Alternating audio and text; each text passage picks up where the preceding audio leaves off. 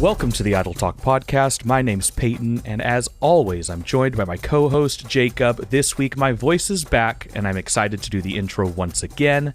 We are talking about the Survivor 50 finale.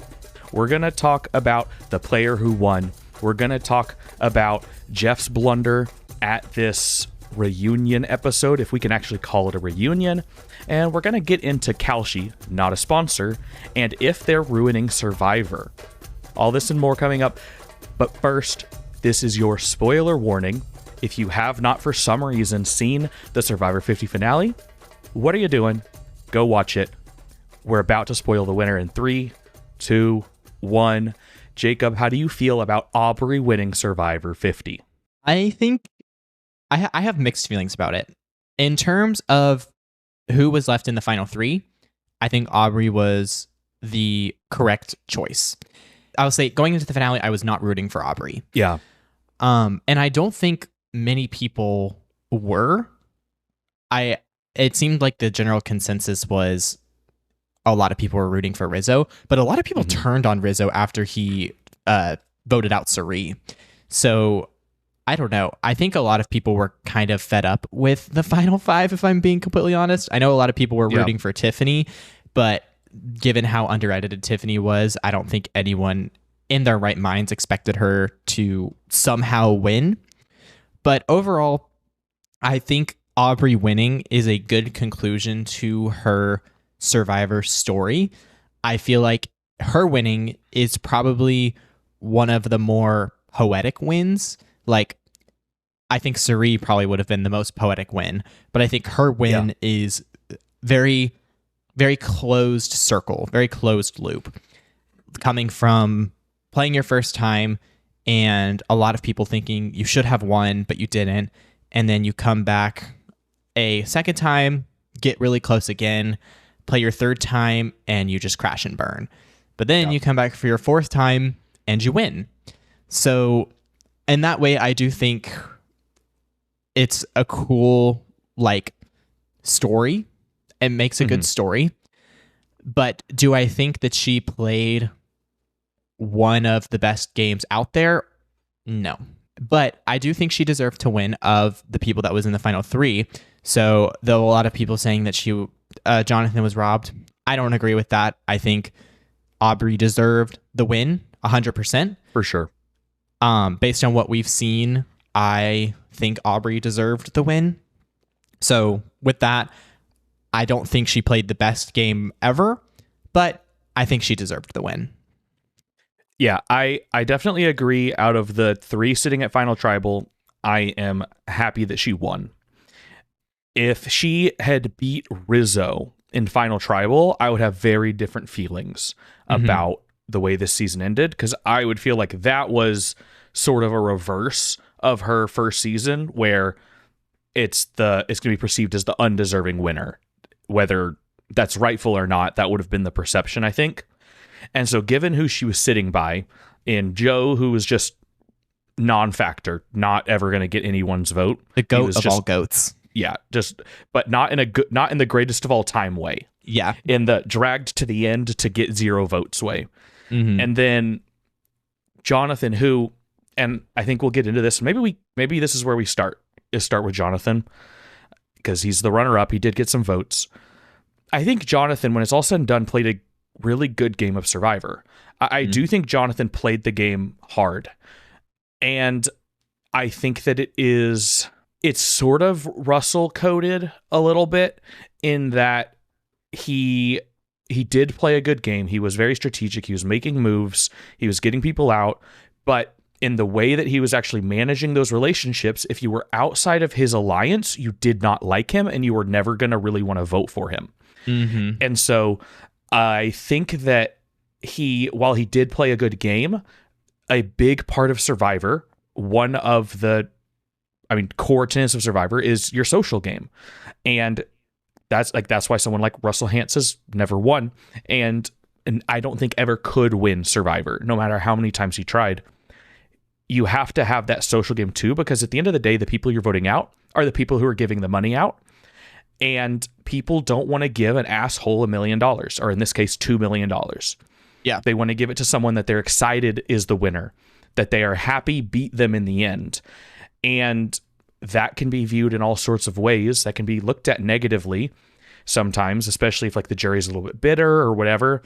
But I think most of the time it pans out where the best person usually does win, because if you can't get the votes of the jury, you didn't play the best game of Survivor out there. Yeah, exactly. I think there's really only like a few very rare cases where an extremely bitter jury has given the win to an objectively worse player.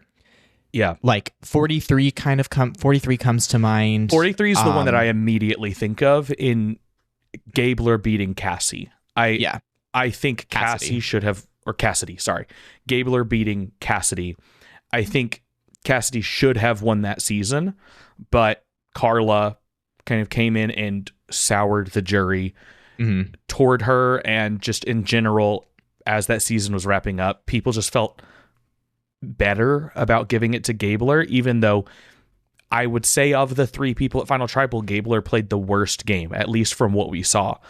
Owen played a really good game. He was never in on the vote, but he somehow survived being on the bottom the entire way and got to the end. Yeah. And then Cassidy played, I think, like, she played one of my favorite games that season.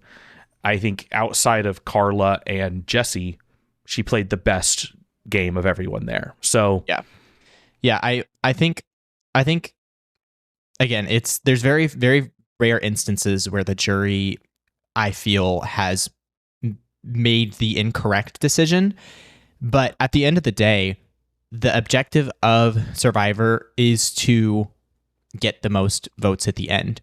So you kind of can't really call anybody. We may have like opinions of saying, oh, I think this person played a better game and I think they should have won. But it's hard to call someone a technical, undeserving winner, because if you get the most jury votes at the end, you deserve to win. That's technically how it works. So with that being said, I think the like you mentioned, the biggest flaw with Jonathan's game is that he neglected the social aspect. And I think that's what a lot of people are missing. And it's very apparent in his exit press that he that's what I was going to mention. It's very apparent in his exit press that he does not understand what he did wrong. And especially watching the season back, you may not understand like in the moment of playing like why you lost, but I don't know how you can watch the season back and see what you did and not understand how you messed up. Because I think the biggest misstep that he made, and he said it in his exit press, he was like, I played the whole game with D. I don't know how D didn't vote for me. And it's like, bro, you literally started a fake argument with her, like basically got into a screaming match with her, and like called her like a liar, called her fake, turned the entire tribe against her, and then sent her to the jury first. Yep. And now the first person on the jury has a horrible impression of you. And you think she's going to vote for you? You could have played the best game, but at the end of the day, if someone doesn't like you, they're not going to vote to give you $2 million. Yeah, and that's also that's an area where like I don't even think like that doesn't qualify as a bitter jury even. That's just you lost their vote. And that is part of Survivor, is you don't win Survivor by making it to Final Tribal. You win Survivor by making it to Final Tribal and having enough of the jury respect you and respect your game to give you the money. I think that most of the jury respected Jonathan's game, but they didn't respect him. And I think that that is another core component, whether people like it or not. People were human, right? And so if I'm on the jury, it is only natural for me to want to give it to somebody that I'm happy is representing my season as being the winner. You don't want to give it to someone who you feel icky about giving them the money to. And so I don't think that is something that like qualifies as a bitter jury. I think that might be an interesting conversation for the future, looking back at some of these quote unquote bitter juries. Okay, were they bitter, or were they actually just voting for the best person? And Koa Wrong would be a great example to look at as a mirror to this season too. Because a lot of people said, the jury was bitter towards Aubry, and that's why Michelle wins. Or another big one everyone looks at is heroes versus villains, being bitter towards Parvati. That's why Sandra wins. And they use that argument a lot to discount someone's win. And I think most of the time it's not necessarily because the jury was bitter that they got beat. It was more they didn't feel good about giving you the money, which is an important thing in Survivor. Yeah, and I think there's a distinction between like if someone intentionally wrongs somebody and sends them to the jury, like in the instance with Jonathan where he purposefully makes Dee look bad in front of the entire tribe and like turns the entire tribe on her and like intentionally causes friction between them as people. Yeah. To the point that she doesn't like him as a person, versus looking at 43 where Carla is basically like, if you vote me out, I will turn everybody against you. And I think those are two different things where it's like, I think a bitter jury is like where when you look at someone, it's like, just because you made it and I didn't, I hate you for that. Yeah. And then like looking at Maria in 46, Maria was bitter towards Charlie, not because of something Charlie did, but because Charlie beat her. And then that's the interesting thing is like, it was because Charlie got her out before she could get out Charlie. Yeah. And in the moment, it's hard to separate the game from the player there. And I would say, I think I think Carla and Maria are probably the two biggest examples of like a bitter juror in the new era. Yeah. So I don't consider Dee or anybody on this jury to be bitter because I don't think that they're not voting for Jonathan out of spite. I think that they're voting for him because he genuinely wronged them. Yeah. And I think like the flip side of that is, people say, well, okay, well then how can you win if you make moves? Because you have to send everybody else home. I think a great example of that is it's not someone who won, but Jesse, who went out in fire and would have won if he beat Gabler in fire. Like 1,000% would have won. He would have had Cody's vote. Cody was his ally from the beginning. He turned on him in a brilliant move and got him out. But the way he did it was still a blind side, but something about the way he did it, there was grace to it. Yeah, it was classy. Yeah, he didn't, when he got him out, he didn't walk over and give him a shot in the dark like he did to Christian and sort of just like rub it in his face that he lied to him. It was a moment where it hurt Cody. He had a little bit of time to process it, and he was still able to see that he made a good move. He got the best of me. Good job. And he would have had Cody's vote. Versus something like Dee and Jonathan, where Jonathan is actually just treating Dee poorly. It's not even like a gameplay move. If Jonathan had just orchestrated Dee's blindside without all that extra fuss and making it personal, I think Dee would have been much more open to voting Jonathan. And he might have got her vote and might have gotten a lot more votes because the mayor of Ponderosa has a lot of sway, the first person that goes to the jury. So I think that's really the big thing it comes down to, is that at the end of the day, Survivor is a social game, and everyone out there, they are people. And so the second you start going too personal in your attacks and the way you're treating people, if you're going outside of what is like the game and you start attacking someone on a human level, they're going to lose respect for you and they're not going to want to give you money. Yeah. And I think that's kind of one of the beauties of Survivor. Like, love it or hate it, no one signs a contract saying, I will vote for the best player, point blank. It is completely subjective who you vote for at the end. And that's why winning Survivor is so hard, because you can play the best game, but that doesn't mean you're going to win. Well, and the other tough part too is if there was no jury, what is objective? Who plays the best game? How do you determine who plays the best game? Like, who makes that call? It's not Wheel of Fortune. It's not Jeopardy. Those are very structured. There's a clear way to determine if someone wins because it's a social game. There's so many things. And that's why you can have players like Coach, Stephanie, and Chrissy. While we don't think they're voting for the best player, in their mind, they are voting for the player who played the best game. It is a valid vote for them, whether we agree with it or not. I don't think they were voting against Aubry. They were truly voting for Jonathan, who they thought played the best game. And so that's a big part of Survivor, is that it comes down to, okay, who is on the jury? If the jury was full of Chrissy's and Stephanie's and coaches, yeah, Jonathan would have won. But that's not the jury that was there, and Jonathan knew who he was playing against. And so it's one of those things where you have to take that all into account, and that's what makes Survivor so difficult. That's why someone like Suri, who last week we said, or I guess 2 weeks ago at the time this episode's releasing, we said she's probably on the Mount Rushmore of Survivor, and she's never won. And that's because there are so many things that go into it.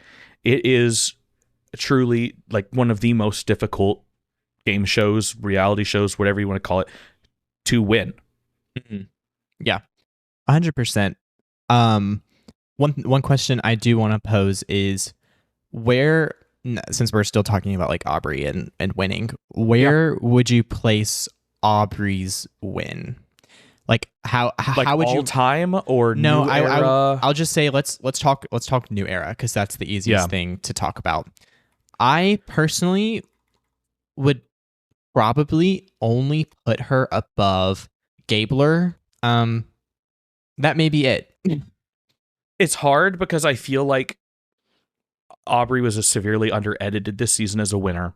And so much like with Erica, it's hard to really know what was happening a lot of the time and to know what she was doing, because so many other players were getting so much more screen time.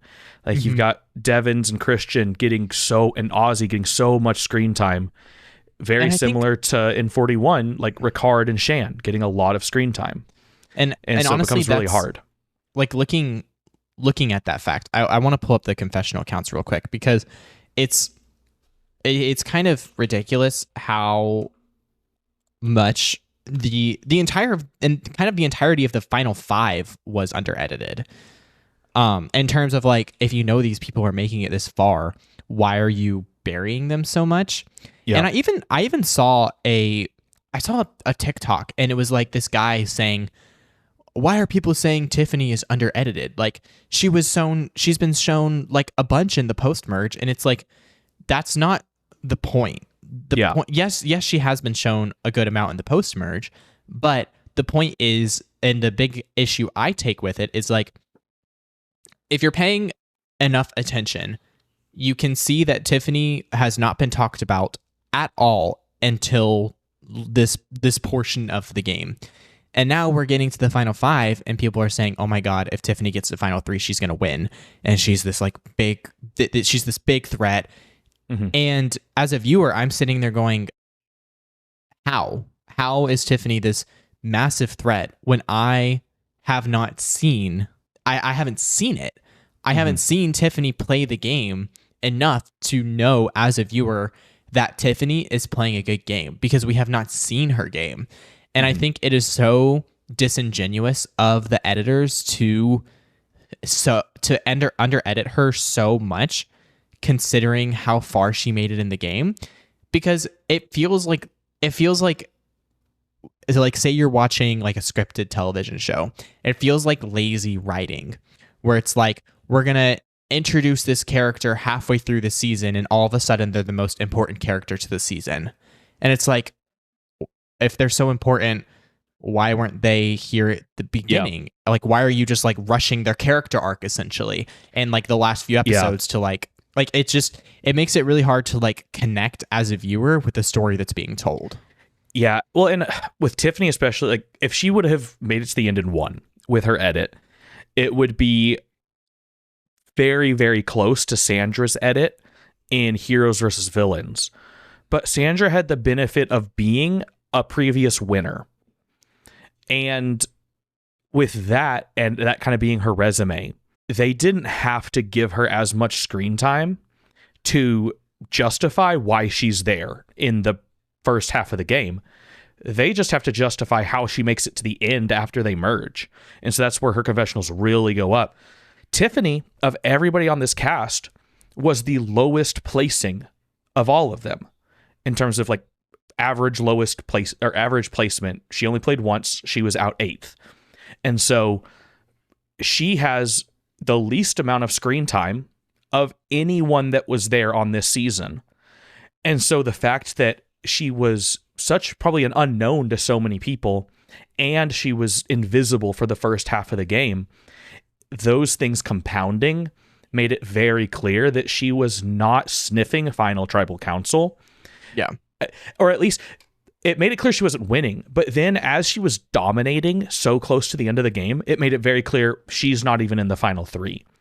Yeah. And that's one of the things I'm like most frustrated about this season is how under-edited Tiffany was when she was so good. Yeah. So good. And like when we did see her, like seeing her this season, I'm like, oh my God, I am so happy that she was on this cast. Because I think going into the season, she was the biggest question mark of why was she included? Not that I didn't enjoy her on 46, but again, she felt like New Era All-Stars, second chance vibes, not Survivor 50 vibes. Mm-hmm. But seeing her this season, I loved her this season. I thought she had like golden confession, like the confessionals that we did get were golden. She had so much personality, like especially after when she was like blindsided after the Camilla vote, and whenever Sari went home, those confessionals were so good. She's an amazing competitor, and so I would love to see her on another season. But like when you look at the confessional times, Tiffany had just over 8.5 minutes of confessional time. Aubry, Jonathan, Joe, and Rizo all had more than her. Makes sense. They made it to the final 4. But beyond that, Sari, Rick, Ozzy, Emily, and Coach, and Christian all had more confessional time than her. Stephanie almost did too. So basically almost the entire 6 through 12 placing players had more time than the person who came in 5th. That is absurd. Mm-hmm. I mean, you even just take like 3 minutes from Christian. Take not even that much. You just take 1 minute from Christian, 1 minute from Emily, 1 minute from Ozzy. Like if you just take 1 minute from every person who has more time than her, it completely makes up for it.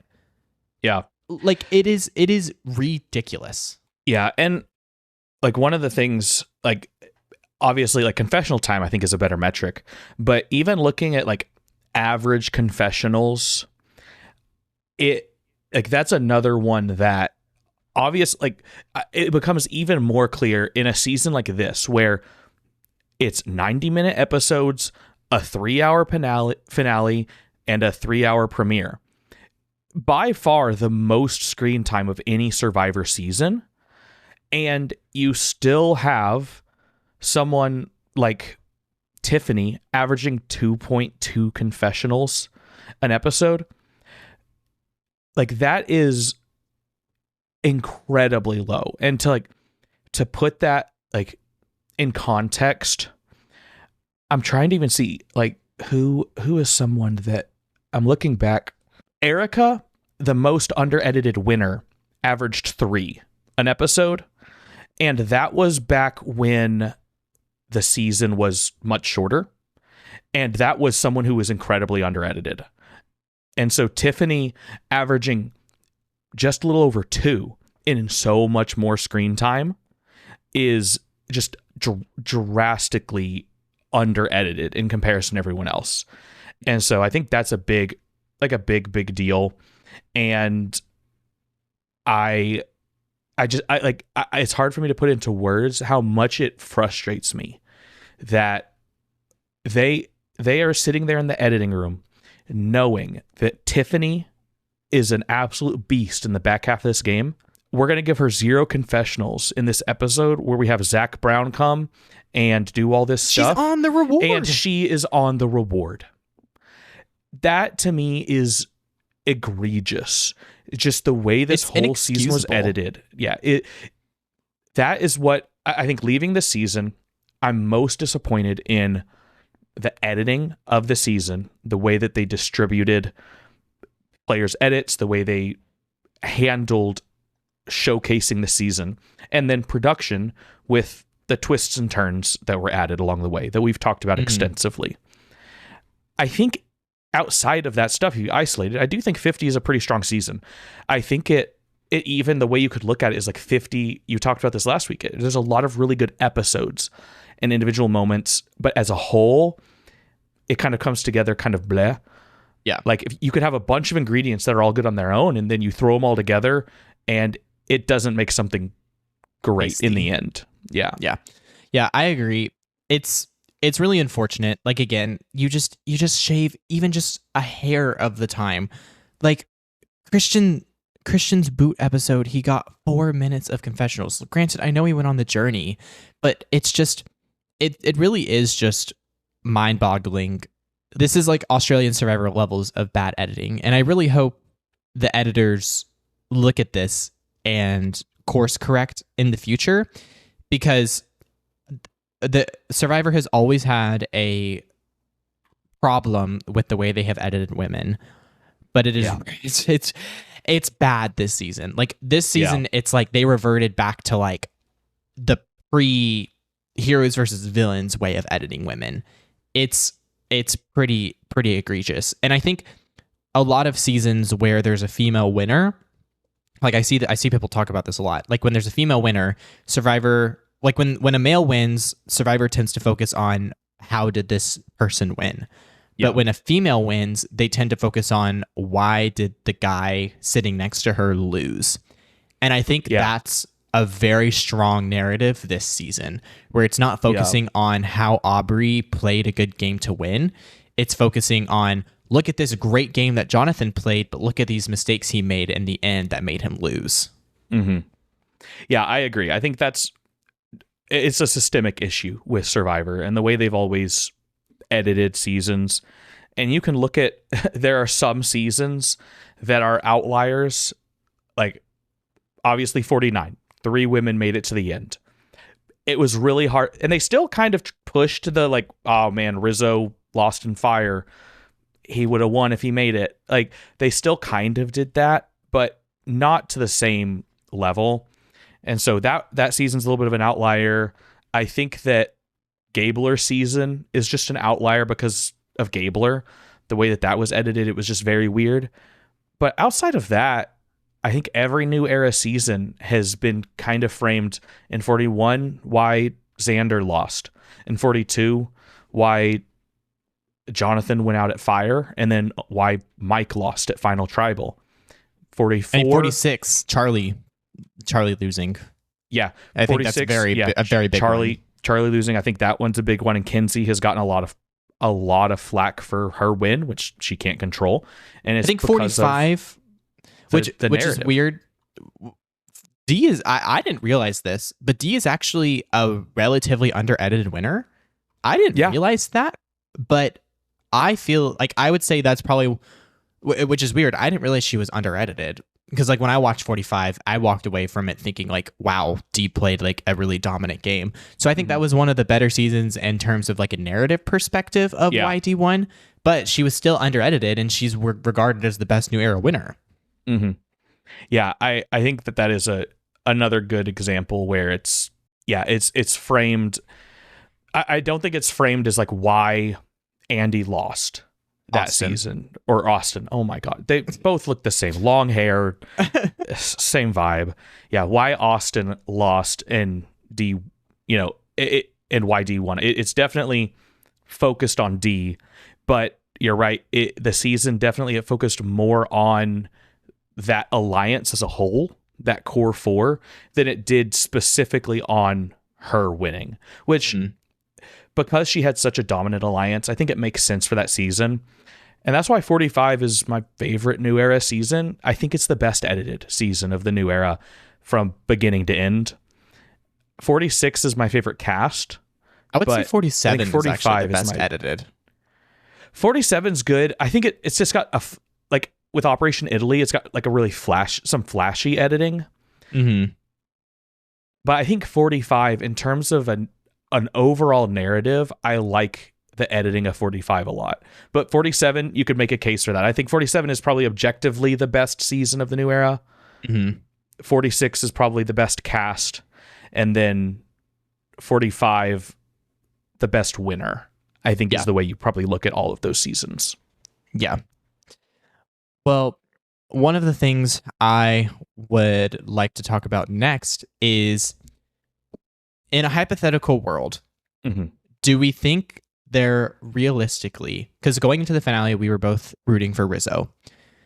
Yeah. Realistically, do you think, given the final five that we had, I think there was a path for Rizo to win outside of the final five, but given the final five that we had, do you think it was possible for Rizo to win?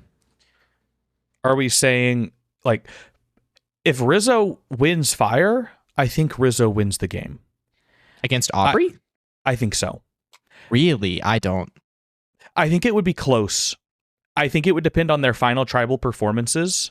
But, like, I think the only scenario where he wins is if he's sitting with Joe and Jonathan. And even then, I'm not confident. I think Rizo could beat Aubry. I think it would be very close. I think Rizo would get Cerie's vote, See, I don't even think he would necessarily get Cerie's vote. I think he'd get Cerie's vote. I think he'd get Dee's vote. I think he would probably get Ozzy. I know that he burned Ozzy, but Ozzy's played Survivor enough that I think he would probably get Ozzy's vote. And I think between those three people, there's a strong case for him to be made that he could win. Have you watched his exit press at all? I haven't watched any exit press. A lot of people did not think Rizo was playing a good game at all.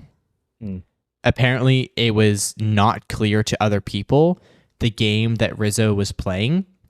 And when Rizo got to Ponderosa, he said he was like talking to Rick, and Rick was like basically saying that he thought Rizo was not playing any sort of game at all. And then Rizo was like explaining the things that he was doing and like the moves he had made. And Rick was basically like, yeah, I just like, not necessarily like, oh, I don't believe you, but like, oh, I didn't see that, essentially. Well, like they were very dismissive of his game.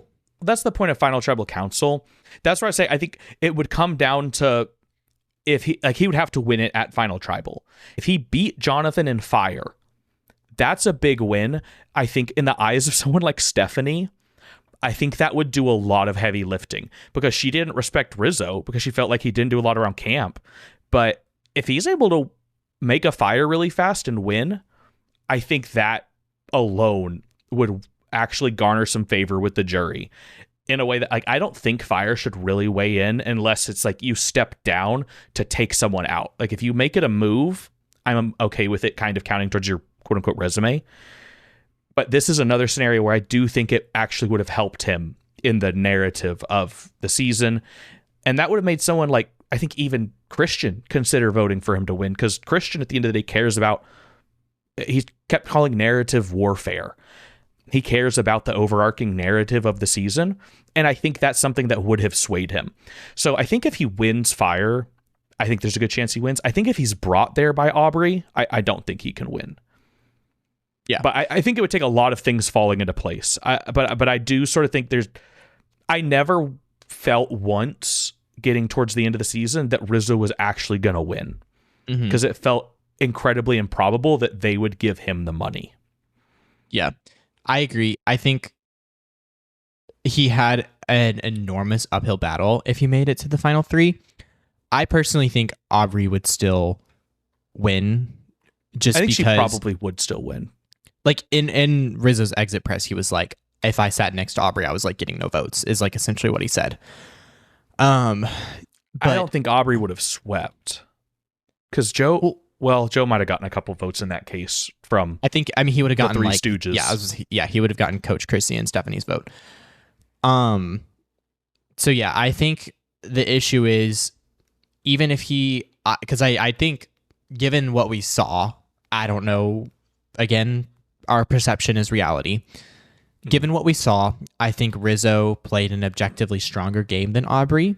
And so if he's sitting in the final three, I'm thinking Rizo played a better game than Aubry to get there. But I think he has so much working against him in that nobody knew him going into this season.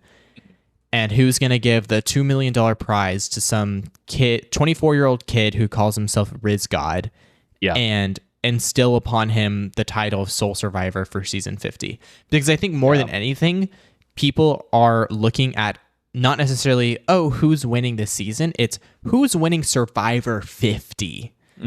That is like, and I don't think that necessarily, like, objectively, I wish that wasn't a factor, because I don't think you should necessarily vote for someone based on like their legacy. I think you should vote, like, this is just personal. People can vote however they want. That's the beauty of a jury. You can vote, you can make your decision however you see fit.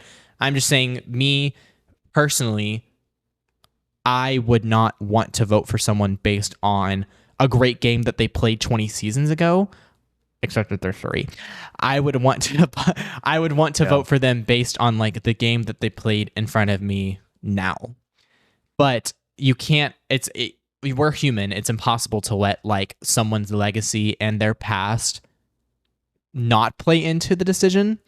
And so because of that, when you're looking at it holistically, Aubry's narrative thus far is stronger than Rizo's. And even if Rizo played a better game, he's fighting against Aubry's legacy, and that's a losing battle. Yeah, that's where it would definitely come down to the final tribal and if he could sway votes. I think there's a case to be made where I think in an ideal world, in a perfect world, he might actually be able to sway enough votes. But I think it's enough of an uphill battle that he might not be very successful. I never really felt like Rizo actually had a shot to win. Let me ask you this, though, because it was interesting how we had, a final tribal with 2 new era players who had only played 1 season before, and then 1 player who it was their 4th time playing. So that definitely gives them a bit of a leg up. If you swapped out Aubry for Tiffany, how do you think it shakes out?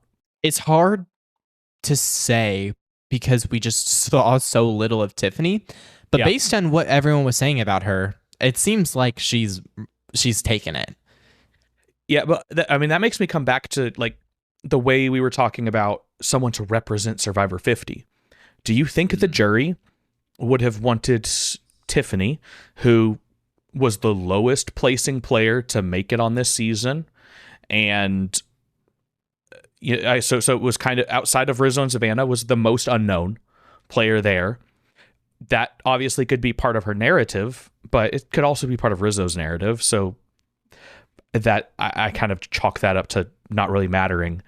And so it kind of comes down to like, okay, if you're looking at legacy, like, does legacy even matter at that point? I think that then it becomes a bit of a wash. And then it's just who played the best game this season, because you can take legacy out of it.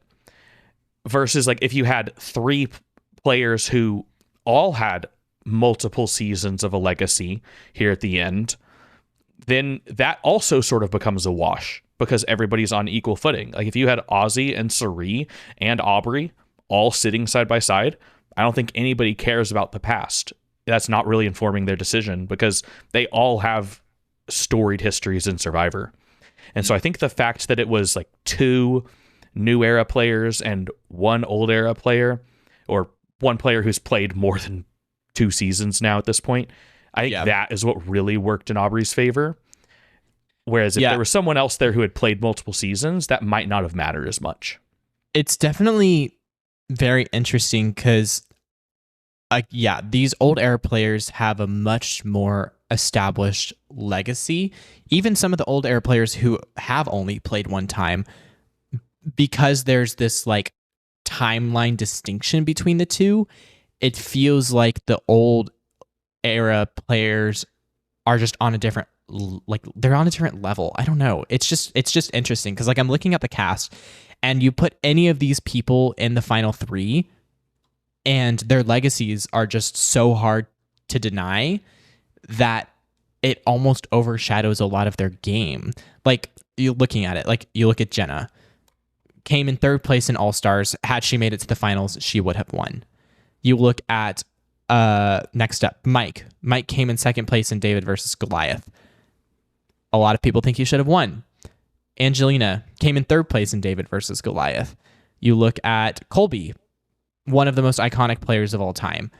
You look at Chrissy. Came in 2nd place his first time. Came in 2nd place his first time, and so iconic. You look at Chrissy. A lot of people consider her to be a robbed finalist. Another 2nd place finisher. you look at Christian, one of the most strategic players of all time and just one of the biggest personalities Survivor has ever seen. Stephanie, the sole survivor of the Oolong tribe, and then comes back in Guatemala and gets second place. Yep. And then you look at Ozzy, came in second place to Yule, and then also almost got to the end again, but got betrayed by Coach. Oh, I skipped over Coach. Coach came in second, but was soured by Ozzy on the jury. Rick would have won had he made it to final 3, but got taken out in fire. Suri, her legacy speaks for itself. So it's just, it's crazy, like looking at these old era players and thinking about how if any of them would have won, it really would have meant something in the grand scheme of things. So I am glad in the end that an old era player wins, because it feels like a better bow on the end of the season than if a new era player won. And it's kind of sucky saying that, because again, like, I don't necessarily think you should win just based on your legacy, but in the overarching narrative of Survivor, it makes a better story. Well, and if you think about it, the more times you've played, theoretically, and the better you've done, the more times you've played, theoretically, your target should be bigger. Like, outside of the people who have won before, everyone who's played, like, back in those older seasons, especially people who have played multiple seasons, their target is also just naturally going to be bigger, because if you get to the end, you can use that as a case. Like everybody knew I was a threat. I've done this. I've done this. I've done this. I still made it here, and here's why I deserve to win.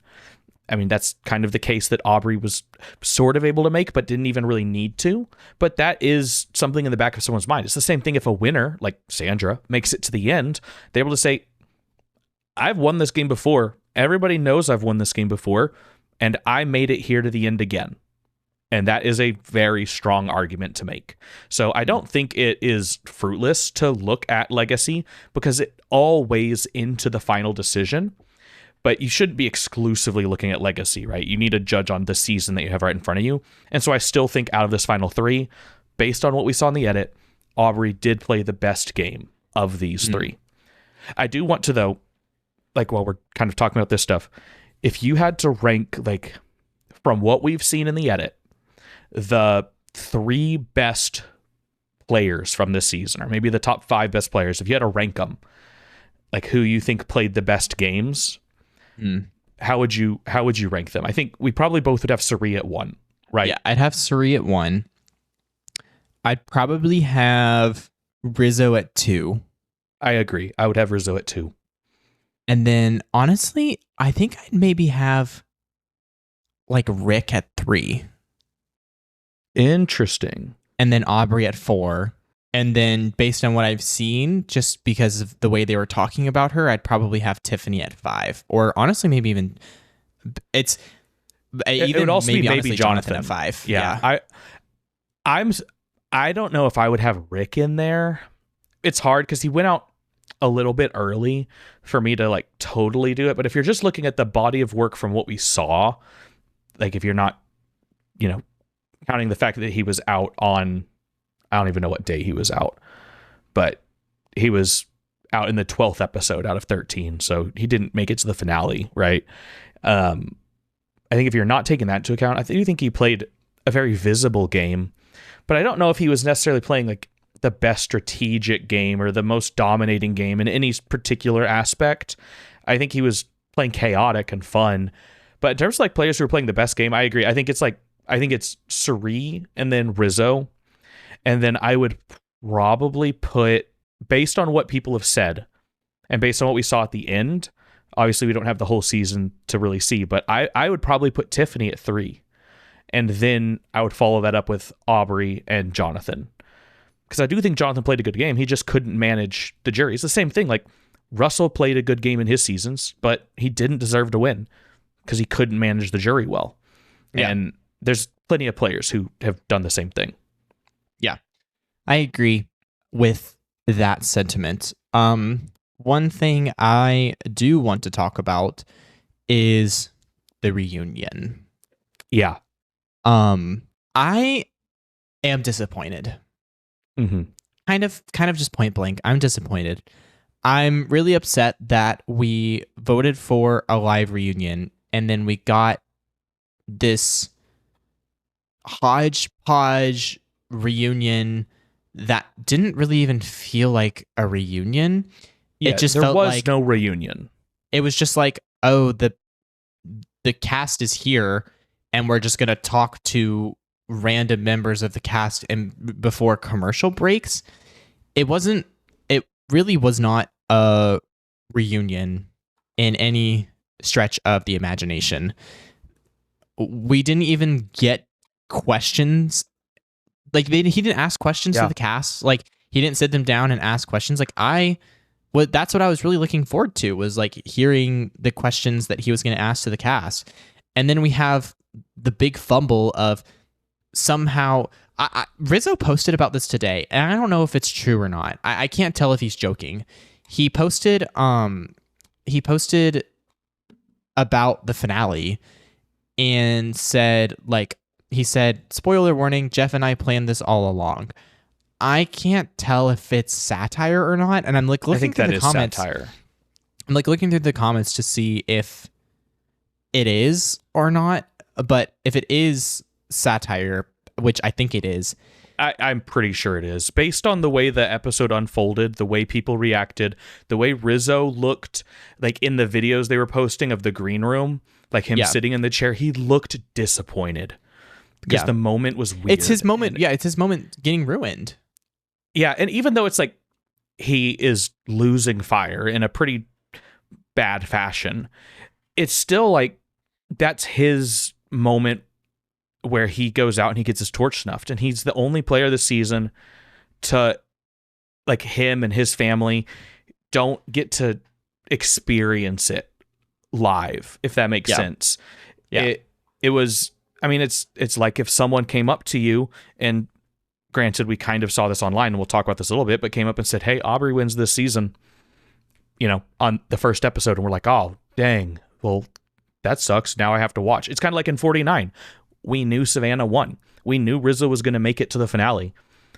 It soured that season's experience. And so just watching the episode and watching Fire, knowing how it's going to turn out, like, my heart like sank into my stomach when I was watching that unfold live, because I was like, this, like, what is happening? How does this happen? Yeah. And it made the rest of the episode feel weird. I thought my TV, I literally thought my TV glitched. I was like, oh, did somehow my TV skip forward and I missed Fire? Because I had to start the finale late, and so I was like fast forwarding through the commercials and stuff, and so I was like, oh my god, did I like skip it somehow? And I like spoiled it for myself. And then I was like, no, they just messed up so badly.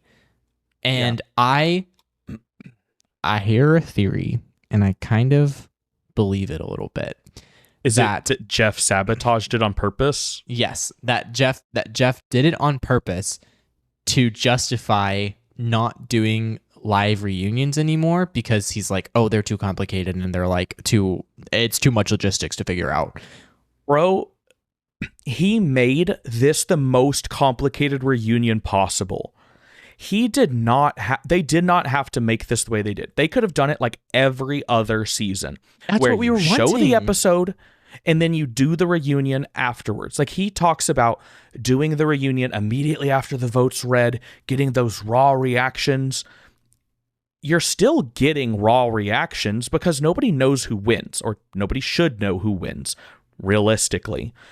And so you're still getting that moment afterwards. But I don't think Jeff intentionally sabotaged it, but I do think that because Jeff doesn't like live reunions for some reason, he was trying to make it more up his alley, something he liked. He overcomplicated it, and that ultimately resulted in this failure. And I do think it's a direct result of the changes he made, because he doesn't like, or someone doesn't like, live reunions. If they just stuck to a traditional live reunion like we voted for, like everybody wanted, that wouldn't have happened. But because of that, we get weird little vignettes of interviews with the people who are just in the finale, And Suri gets her award, which her participation trophy. Her participation trophy, you know, that's cool. She wins her Sia money, no surprise to anyone. But we didn't get the reunion part. And it's like, that is the part that we all really miss. Like, yeah, like I wanted them to be I like, want the Jenna. mess. Yeah, I want them to be like, Jenna, you were like the first, like from the first season, first one out, how'd that feel? I want them to be like, Joe, you blocked some of your castmates on social media. Why'd you do that? Yeah. Like, I want the juicy stuff. That's what made the live reunion so fun. Yeah, and I think that comes down to also like Jeff and what he wants Survivor to be. Like he doesn't want villains, right? He wants Survivor to be more of a positive experience. He wants you to watch it and be happy. He doesn't want you to watch it and be upset. It's his view of what Survivor should be. And I think that also factors into the finale. Like, if it's later, you're going to get a lot more drama. Like, I think if you do the Survivor 46 finale with a live reunion instead of doing it right there, you're going to get really interesting conversation out of Charlie. Whereas immediately after the vote, he was shut down. He couldn't process anything. He had nothing to say about Maria. He wasn't going to give anything. He needed time to process it because he felt like that was a vote he should have had. And when he found out she didn't vote for him, that hurt him. But having months to understand it, having the ability to watch your season through, you're actually going to be able to answer that question, which he wasn't able to in the moment. And I think Jeff really likes, well, for one, it's cheaper because not doing the live reunion is cheaper.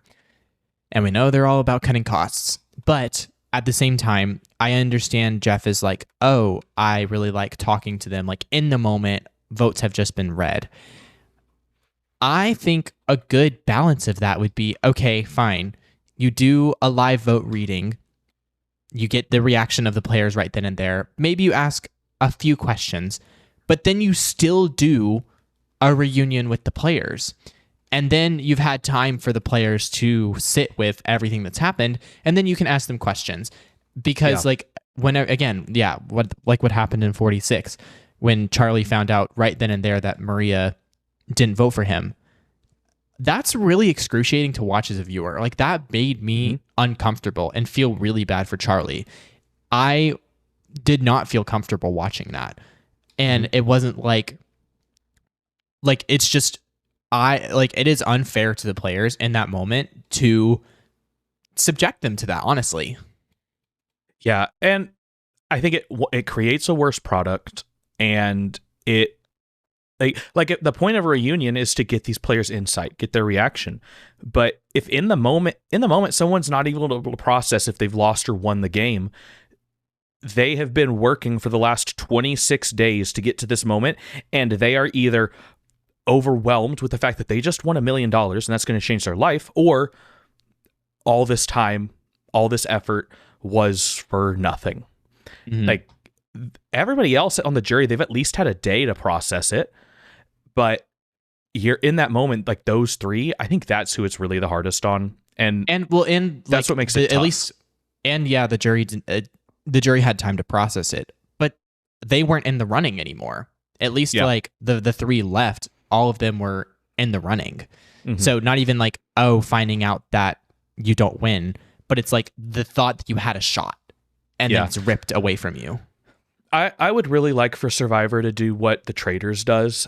I think that it's like what you were saying. It's a good balance. And I think if you want to do the vote reading there on the island and then do a quick little thing, I think that's fine. Do that. The way The Traitors does it is the winner happens in the season while they're there, and then they record a reunion episode a few weeks before it airs. So it's much later, but they pre-record it, and then obviously they're releasing it on streaming, so it's a little bit different, but that episode goes out the same night. And they have a neutral third-party host. They have Andy Cohen comes in and is the person asking the questions. It's not Alan, who's the host of the show. It's another person. And like the early seasons of Survivor, they had I can't remember his name, but they had someone else they had was that doing news broadcaster. Was doing the interviews. And I really liked that. I like the idea of having them all sit down with someone who comes with questions prepared, has watched the whole season, and truly wants to get to the bottom of it, have discussion. I think that that's just such great content. Obviously there's some drama, there's some mess, but it provides a lot of the insight that we as viewers want. There's so many things we miss on the island. We get it all in this like post-game press, but why not give it to us in your official channel? Like, even if you put that on Paramount Plus, if you can't air it, okay, drop it on Paramount Plus. I will watch it. And I think that at least it feels like a compromise. And I don't think that's ever what we're going to get, but I think that at least would feel better than what we have for, 41 through 49 and what I imagine reverting back to for 51. Yeah. Are you walking away from season 50? Do you feel good leaving 50? I feel just like, honestly, I just feel neutral.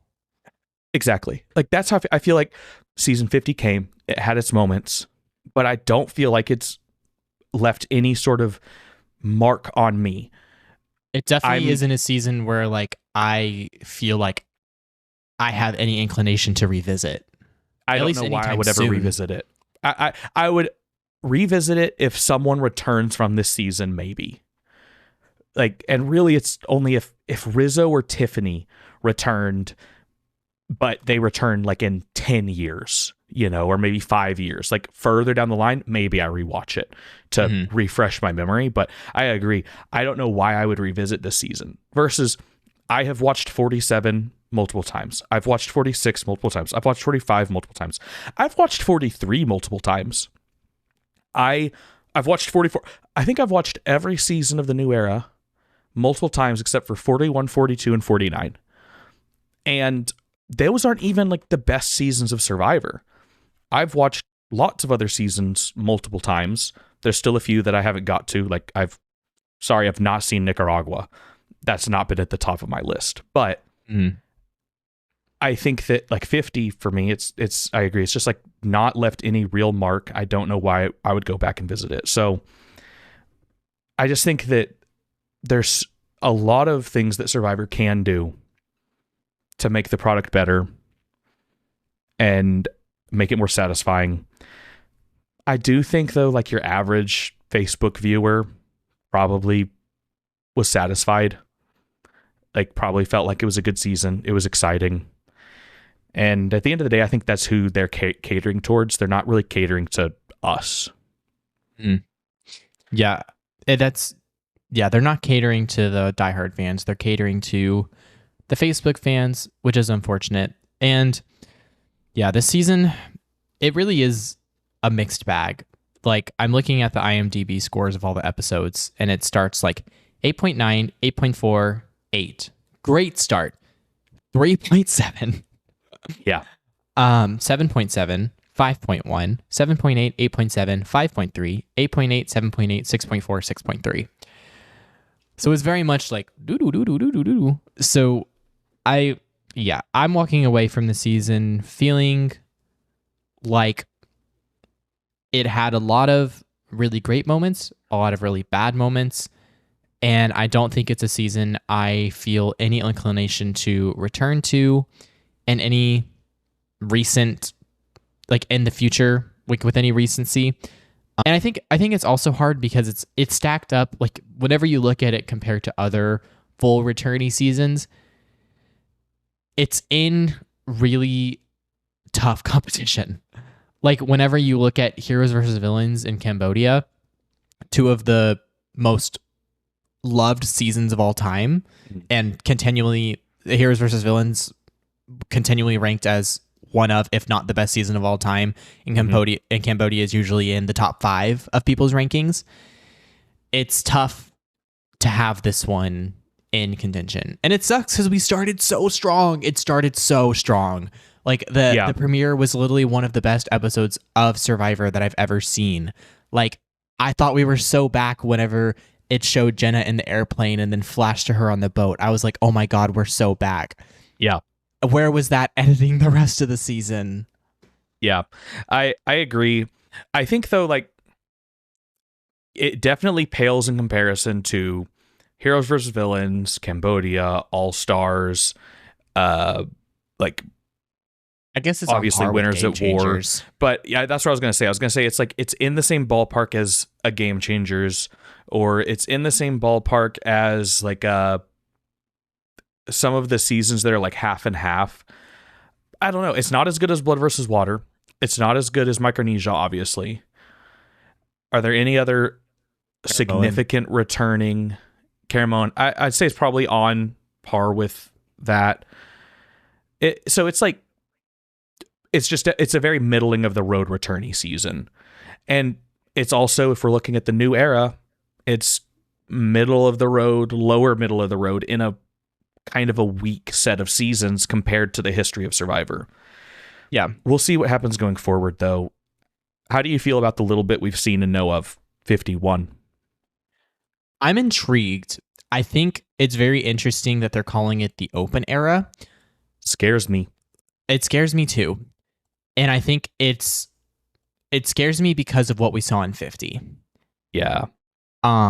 Because what Jeff is touting about the open era is that it's like anything goes, is basically what he said. He was like, anything we've ever done in the history of Survivor. It says, Jeff Probst explained that the season would heavily incorporate past game mechanics, hidden immunity idols, and other advantages to keep castaways on their toes. He branded the season as the beginning of the open era. So he basically, from what I understand and seemed to, like, with the impression that it left on me is like it's going to be very twist heavy. That's the impression that it left on me. Yeah. And thinking about all the twists, and I think walking away from 50, my biggest besides the editing, my biggest gripe is how many twists there were. Because I think that all the twists really soured my view of the season. Because at the end of the day, Aubry played a good game with what she had, but she got really lucky. And I hate to like, yeah. And I hate to like, and I'm not trying to, and I'm not saying it's the same argument with like Rachel. It's very similar argument there. Yeah, and I'm not saying that to take away from her game. Luck plays a very significant role in Survivor. Every winner who has ever won has had some amount of luck in terms of winning their game. Mm-hmm. But I think that there are some times where luck plays a bigger role than others. Like, I think if you look at Aubry's game versus someone who played in the first 10 seasons, luck played a much bigger factor in Aubry's game than someone from a long time ago. For sure. And if you're going pre-idol, yeah, for sure. And so when you look at all the twists that we had, like the Blood Moon, the Dueled Fates, the Jimmy Fallon, the Billie Eilish Boomerang Idols, the Mr. Beast coin, like just looking at all that, like I hold on, I'll actually pull up. I looked at how, like, what all the twists were for 50, and I was like, this is ridiculous. Twists and changes: 26-day game, returning players, expanded cast, tribe divisions, 3 tribes of 8, fan votes, Exile Island, Billie Eilish Boomerang Idol, Jimmy Fallon won on the urn, Mr. Beast Super Beware advantages, Zach Brown appearance, Mr. Beast appearance, Survivor auction, Shot in the Dark, Blood Moon merge, Exile advantage, Split Tribal Council, Double Duo, and Power Broker. Yeah, it was a lot.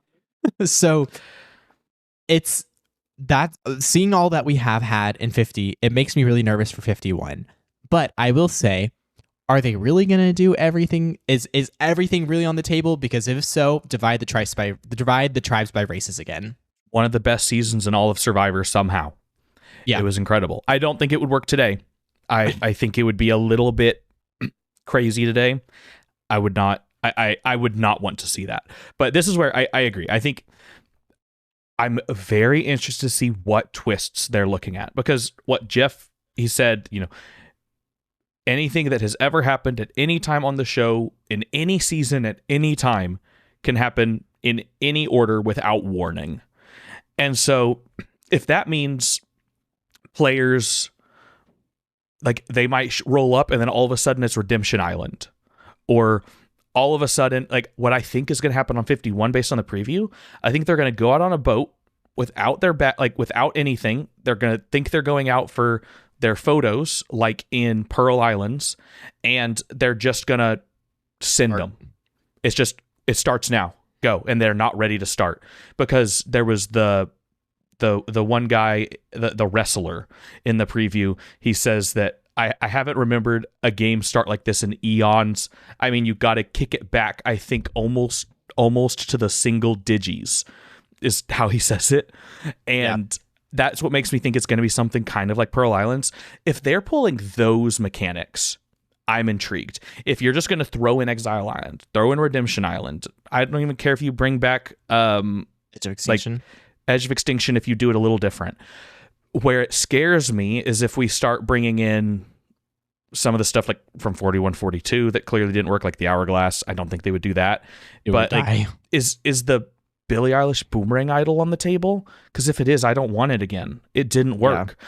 If you're gonna fix it, okay, I mean maybe, but it's just if it's larger mechanics like the like Redemption Islands of it all, I'm intrigued. Mm-hmm. Where it's, or like marooning, or all these different things, I think that becomes interesting. If you're starting to get into really weird granular things, I think that's where it's going to fall apart. It's the same idea as like Ghost Island wasn't a fantastic season, but it was all about bringing back these like twists from the dead that had like curses on them, like James's idols when he went out with 2 in his pocket and all this stuff. And it's an interesting idea, but it didn't really work. It felt kind of like this just messy game. If that's what happens, yeah, I think we're in for some trouble.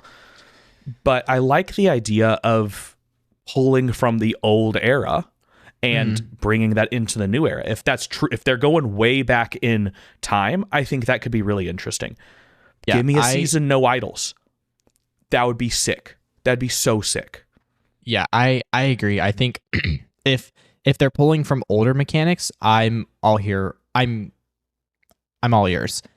And when I saw the marooning challenge, that got me really excited. Yeah. Like whenever they're like basically like get everything you like, very reminiscent of the early days where it's like grab everything you can from this boat and because I was talking to my friend about it and he was like, didn't they do that in like 45? And I was like, no, they started on a boat, but it was basically like they just did a challenge to get their pot and machete. It was that was the entire, it was just a challenge on the boat for their pot and machete, meager supplies. But then when I saw this where I'm like, oh, they're bringing it back, I was really excited about that. And it looks like we have 2 tribes, which I'm really excited about for at least a little shakeup. Yeah. But having 20 people does, well, at least the rumored cast right now has 21, so I don't know if one of them's an alternate or something. But if we're thinking that the cast is 20 people, that does make me a little nervous because, again, if we have a 26-day game, that means that people are going to have to go home fast. Mm-hmm. And that's where it opens up to twists that I don't like. Yeah. I think that I really hope that they learned from their experience on 50. Obviously, it's when they were going out to film 51 and 52, it would have been too late for them to implement stuff based on fan feedback.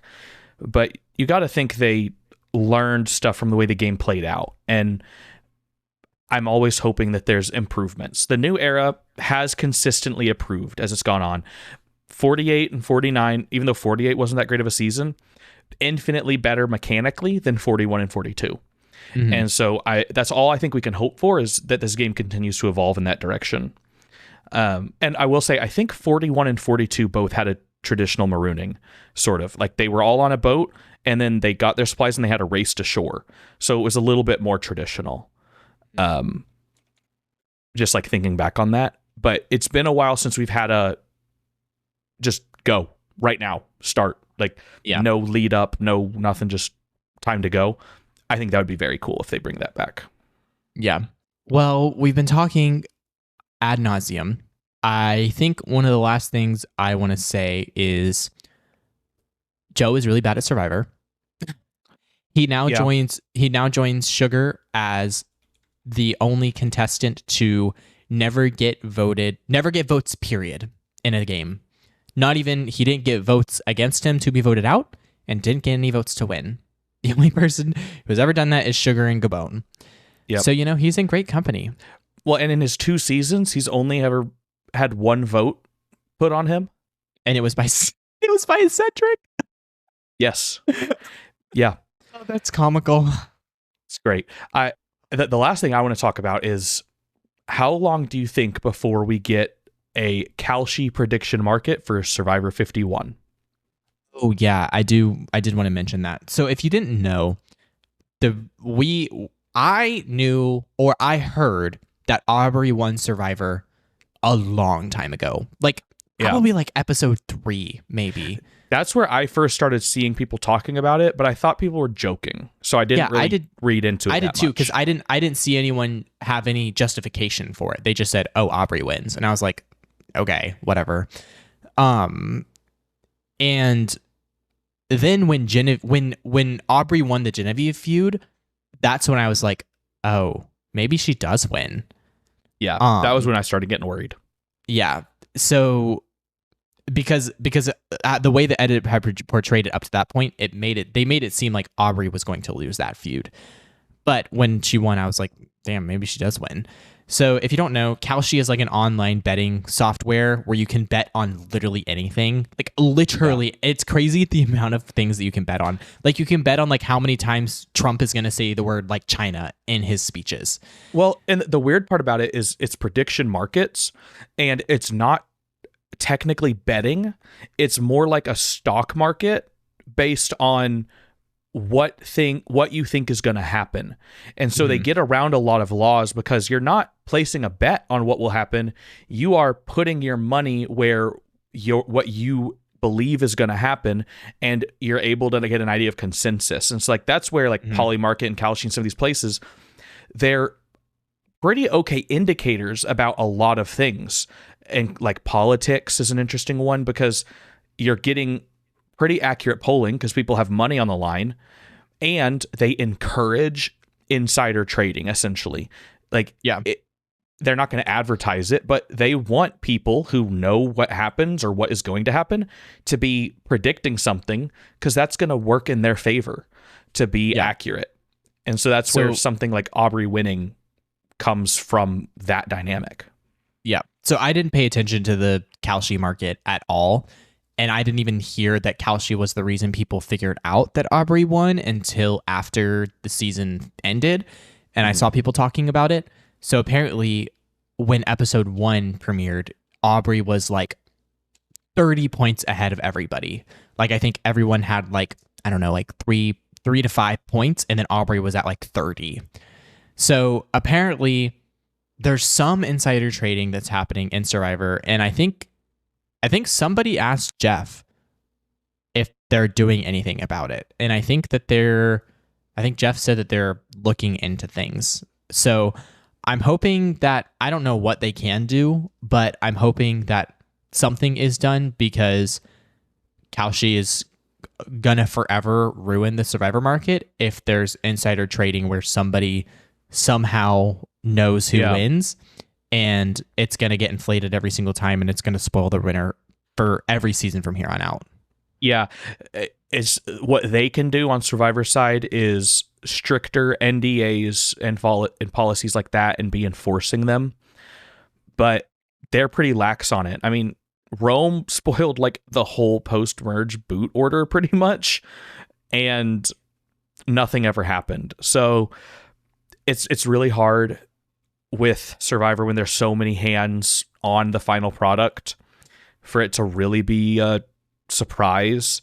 But the prediction market definitely opens up a new wrinkle where it's I'm going to be actively trying to avoid it, because if they do a 51 prediction market, it's going to be hard to miss people talking about it, because everybody's aware of it now. I checked. They don't have one up currently.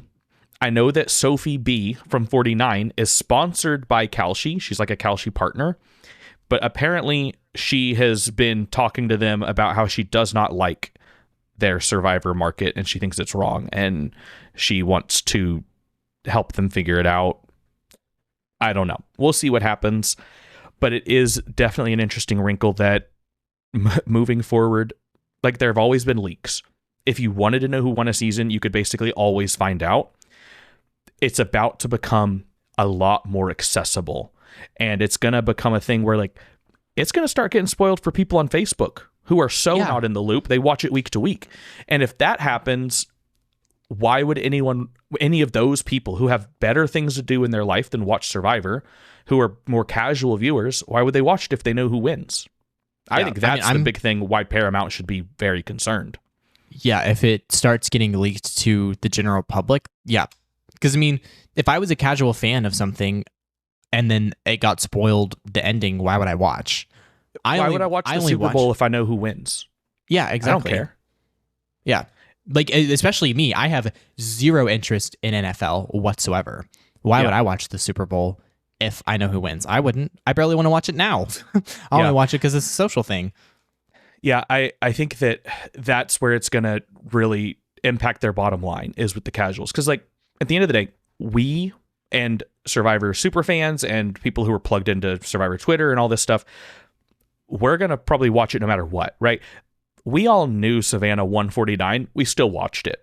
So we weren't impacted by that knowledge.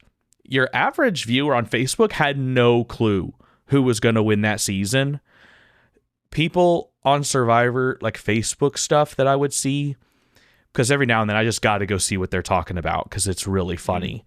And the way that they just did not want Savannah to win for the longest time is very funny. And because on Twitter, everybody knows Savannah won. And then you go over to Facebook and they're off over here rooting for, I don't even remember who they were rooting for, some rando who went out way early. But regardless, I think that is going to be just something to look at moving forward. I don't know if it's going to matter in the long term, but it's definitely something to keep an eye on with all like reality TV stuff in general. Like it's going to impact traders. It's going to impact, well, it probably won't impact Big Brother because Big Brother's live, like truly live, but stuff like traders that's pre-recorded, it'll have an impact on that. Well, I don't really have much to say about this season other than it happened. It's now in the past. And we're looking forward to the future. One positive thing is Jeff has said that returnee seasons will be coming with more frequency, which I think is very exciting to hear. Yeah. That at least Jeff Probst has that self-awareness that we love returnee seasons.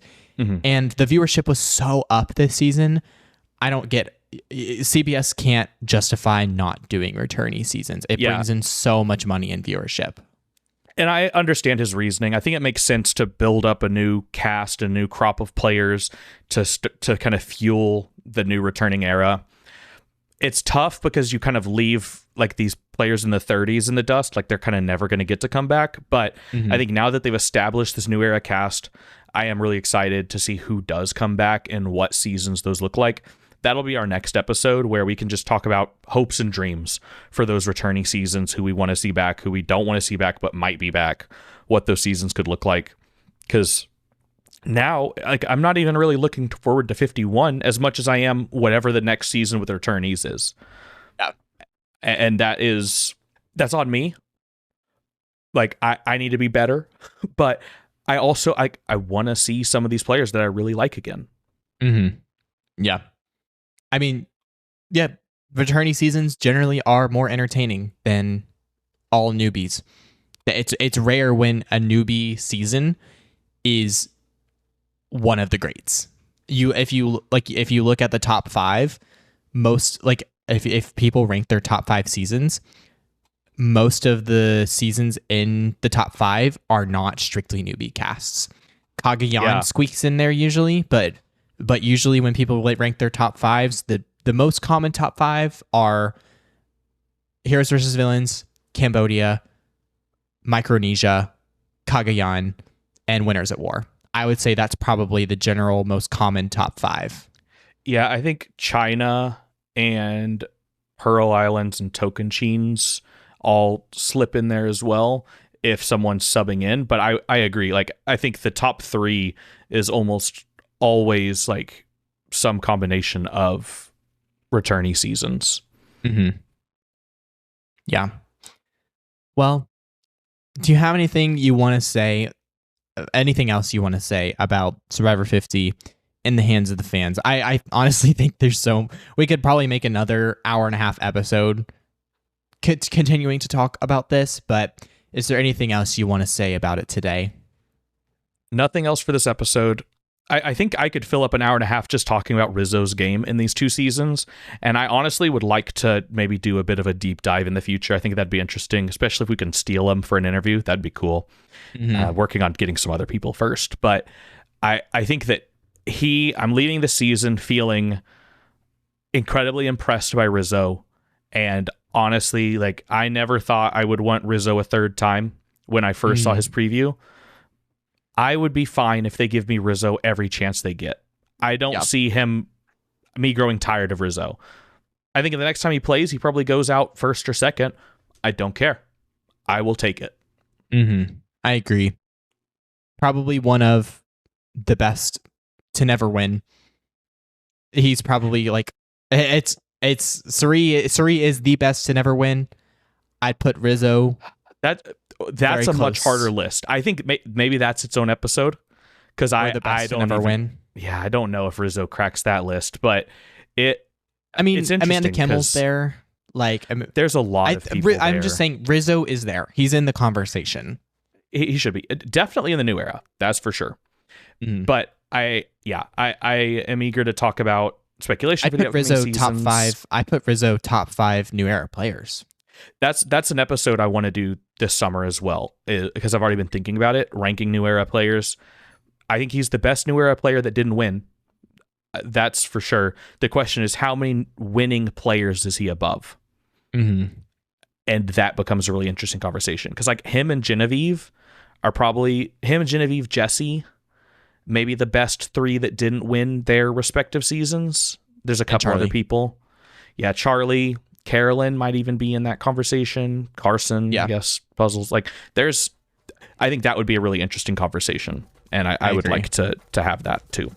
With that, we will wrap up our recap of Survivor 50. If you enjoyed, we would really appreciate a rating or a review, as it helps our podcast grow. You can check us out on social media at Idle Talk Podcast, and you can listen to us wherever you get your podcasts. Thank you so much for listening, and we'll catch you in the next one.